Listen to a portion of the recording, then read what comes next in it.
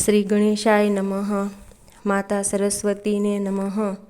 સત્સંગ સાગર યુટ્યુબ ચેનલમાં આપ સર્વ મિત્રોનું હાર્દિક સ્વાગત છે. આજે આપણે સાંભળીશું આ વ્રતમાં આ વિડીયોમાં બોળી ચોથની વાર્તા. સૌથી પહેલાં આપણે આ જાણીશું કે આ વ્રત ક્યારે થાય છે અને કઈ રીતે થાય છે તેની સંપૂર્ણ વિધિ. તો આ વ્રત શ્રાવણ વદ ચોથના દિવસે થાય છે. વ્રત કરનારે સવારે નાહી ગાય વાછરડાનું પૂજન કરવાનું, એકટાણું કરવું, પરંતુ તેમાં છડેલ કોઈ વસ્તુ ન ખવાય. તો આ રીતે આ વ્રતની વિધિ થાય છે અને શ્રાવણ વદ ચોથના દિવસે કરાય છે. તો હવે આપણે સાંભળીશું આ વ્રતની વાર્તા. એક ગામમાં સાસુ અને વહુ રહે. એક વેળા શ્રાવણ માસમાં અંધારી ચોથના દિવસે સાસુએ વહુને કહ્યું, વહુ, હું નદીએથી નાહીને આવું ત્યાં સુધી તમે ઘઉંલો ખાંડી રાખજો.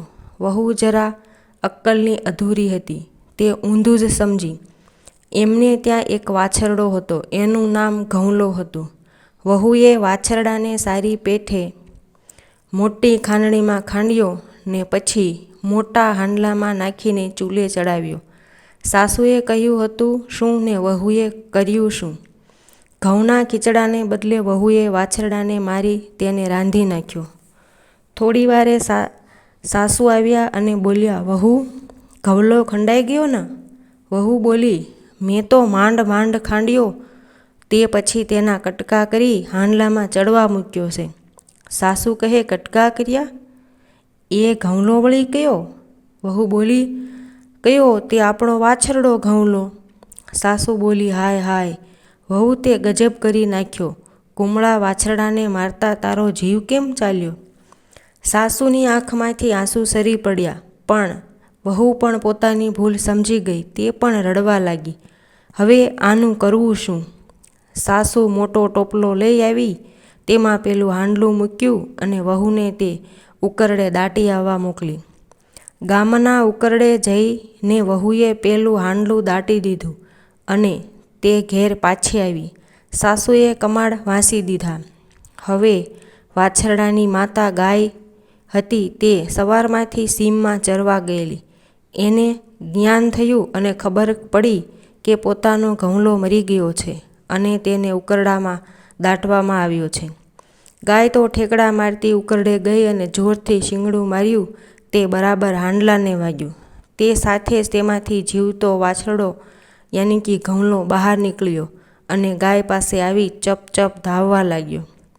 ગામમાં એકરંગી વાછરડાવાળી આ એક જ ગાય હતી. તેથી ગામની સ્ત્રીઓ તેની પૂજા કરતી. કેટલીક વારે ગામની સ્ત્રીઓ હાથમાં થાળ લઈને ઘઉંલાને પૂજવા આવી, પણ ઘઉંલો ન દેખાયો. તેથી બારણા ખખડાવ્યા. સાસુ કમાડ ઉઘાડે તો જવાબ શું આપે? અંદરથી કંઈ જવાબ ન મળ્યો.